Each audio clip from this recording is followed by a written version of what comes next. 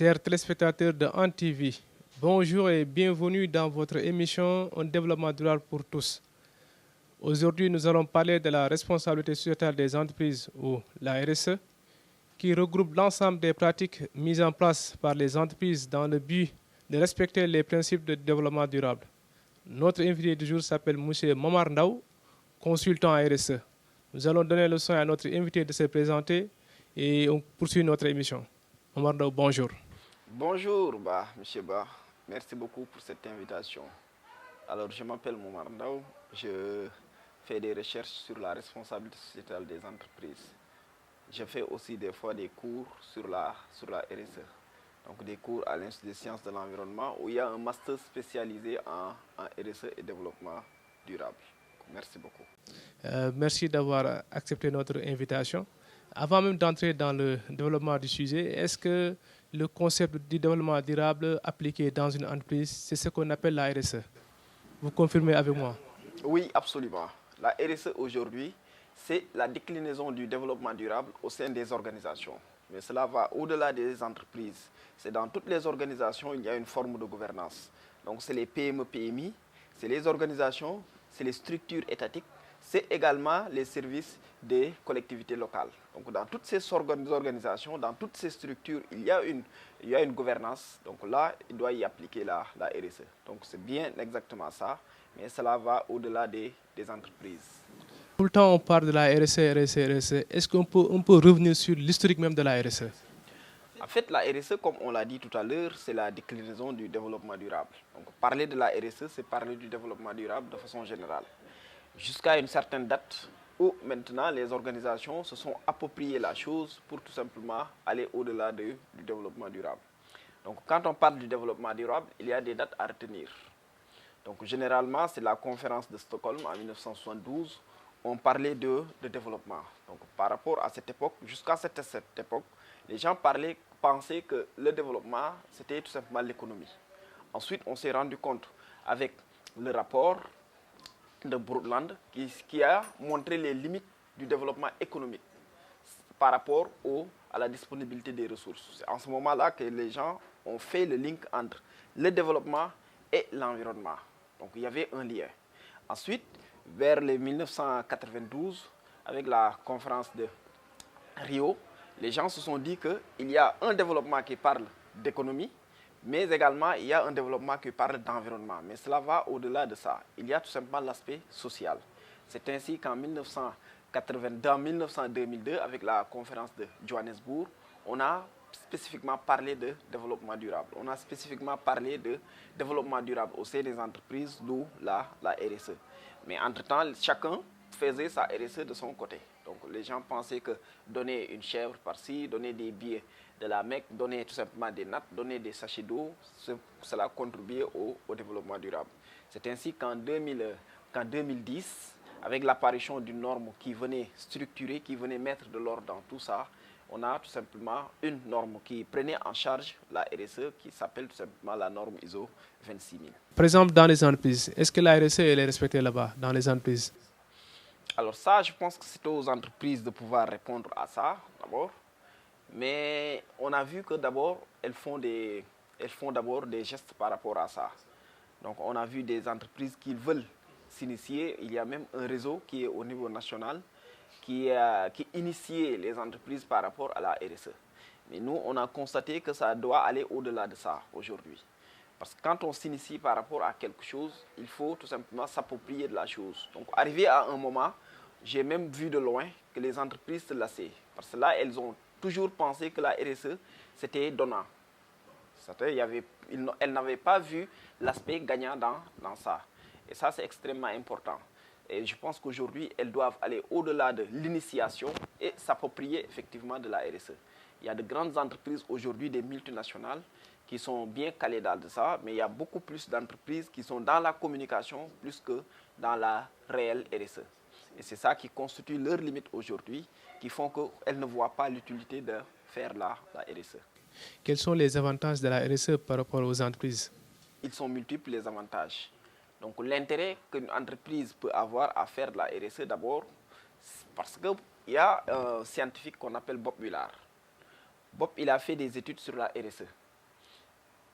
Donc, elle a montré qu'une PME-PMI aux environs de 6 personnes peut faire des avantages qui vont au-delà de 51% de son chiffre d'affaires que si l'entreprise ou bien la PME ne faisait rien.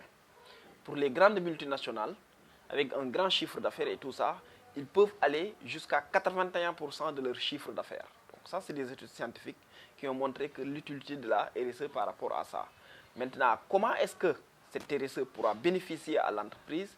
C'est de voir, par exemple, par rapport au chiffre d'affaires, par rapport à la gestion des ressources, par rapport au turnover, c'est-à-dire comment est-ce qu'on manage ces hommes, par rapport à la gestion de ces ressources que l'on utilise, par rapport à la gestion de plusieurs choses que l'on voit aujourd'hui que l'entreprise peut faire ces bénéfices-là. Mais là aussi, il faut avoir une vision multidimensionnelle, il faut avoir une vision d'ensemble pour pouvoir appliquer ça et pouvoir trouver ces bénéfices. Est-ce qu'une entreprise de médias a-t-elle besoin de la RSE? Absolument. Donc, dans toute organisation, comme je l'ai dit tout à l'heure, donc ça peut être une entreprise de médias, ça peut être d'autant plus elle-même. Parce que là, on voit bien aujourd'hui la puissance des médias.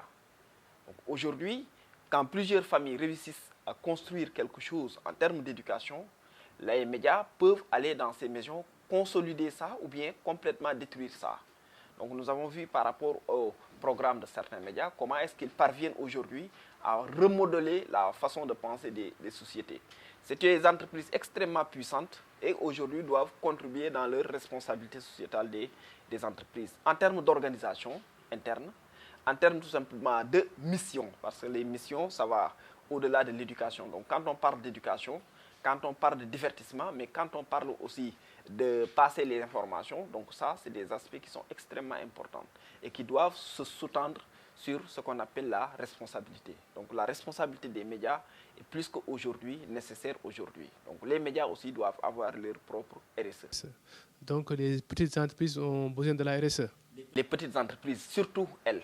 Donc aujourd'hui, dans la recherche, on essaie de voir comment est-ce qu'on pourra permettre aux petites et moyennes entreprises, parce que la RSE pour les grandes entreprises, généralement au Sénégal, il y en a peu de grandes entreprises. La majeure partie des entreprises qui font le tissu économique du Sénégal, c'est les petites et moyennes entreprises. Donc aujourd'hui, l'idée c'est de voir comment est-ce qu'avec ces petites et moyennes entreprises, on pourra d'une part voir comment est-ce qu'elles pourront intégrer la RSE. Et ça peut être l'objet d'études, de recherche sur lesquelles on planche pour voir comment est-ce qu'on pourra matérialiser ça. Mais plus que jamais aujourd'hui, les petites et moyennes entreprises ont besoin de faire de la RSE. Je prends l'exemple d'une petite et moyenne entreprise qui s'active aujourd'hui dans la couture. Vient les moments de fête, par exemple, quand on vient à la Tabaski. Donc tout le monde s'apprête à aller fêter sa Tabaski avec sa tenue. Donc si aujourd'hui, l'entreprise ou bien la petite et moyenne entreprise, le tailleur nous fausse par rapport à ça, ça bouleverse bien des choses derrière. Donc c'est pour ça aujourd'hui, même ces petits tailleurs doivent s'impliquer dans la RSE. Donc ça, c'est du côté de management ou bien de relations avec leurs clients, mais aussi du côté du management avec interne. C'est-à-dire de voir comment est-ce que l'atelier de tailleur pourra gérer ses ressources en énergie. Comment est-ce qu'il pourra gérer ces personnes? Comment est-ce qu'ils pourront manager ces gens pour que les gens puissent être performants? Donc voilà les défis qui s'attendent aux PME, PMI que nous avons aujourd'hui. D'abord des défis qui font que c'est les entreprises qui sont là, majoritairement là. Il faudra qu'ils se mettent dans ça pour pouvoir aussi contribuer au développement durable. Ça, c'est un. Ensuite, ils ont leurs propres défis de gouvernance, de maintien et de durabilité. Aujourd'hui, les recherches ont montré que les entreprises ne peuvent pas, donc plus de 60% des entreprises meurent au-delà de 3 ans d'existence. Donc il faut qu'elles pensent aller au-delà de ces 3 ans. Et pour ça, il serait vraiment très intéressant qu'elles puissent intégrer la notion de RSE dans leur management. Donc, maître, quel conseil donnez-vous aux entreprises qui n'ont pas encore mis en place la RSE? Alors, elles perdent beaucoup de choses. C'est-à-dire, aujourd'hui, une entreprise qui ne fait pas dans le développement durable est une entreprise qui est vouée à l'échec, tôt ou tard. Les grandes entreprises, quand on voit l'exemple de Swiss Air, une multinationale qui drainait des milliards, aujourd'hui a péché de par une petite gouvernance qui ne prenait pas ou bien qui n'intégrait pas le développement durable. Donc, quand de grandes entreprises puissent tomber au sein du management de par l'intégrité ou bien la non-intégrité du développement durable, je ne sais pas ce que puisse avoir pour les petites et moyennes entreprises ou bien pour les multinationales que nous avons aujourd'hui. C'est une nécessité, c'est quelque chose sur lequel tout le monde devrait tout simplement s'orienter aujourd'hui. Vraiment, merci pour l'invitation et merci aussi de contribuer à ce développement durable. Vraiment, vous êtes très actif. On le voit dans les réseaux sociaux, on voit vraiment ce que vous faites. C'est un levier pour le développement durable. Monsieur Ndao, merci. Merci aussi de porter intérêt à cette émission. Notre objectif principal est de promouvoir le développement durable qui devrait être aussi la nationalité de tout bon citoyen. Maître, votre dernier mot. Alors, je tenais à vous remercier d'abord pour le travail que vous faites. Parce qu'aujourd'hui, le développement durable n'est pas très bien connu. Donc, il est très important que vous puissiez y faire donc d'abord ce travail de vulgarisation de l'information. C'est d'abord votre responsabilité première, donc votre RSE d'abord. Donc, c'est très bien que vous puissiez la jouer pleinement. Donc, je vous remercie par rapport à ça, vous félicite et vous encourage par rapport à ça. Donc, merci beaucoup pour l'invitation. Merci vraiment, M. Ndao. Merci de porter intérêt à ce projet. Nous vous donnons rendez-vous à la prochaine pour une autre émission. Merci.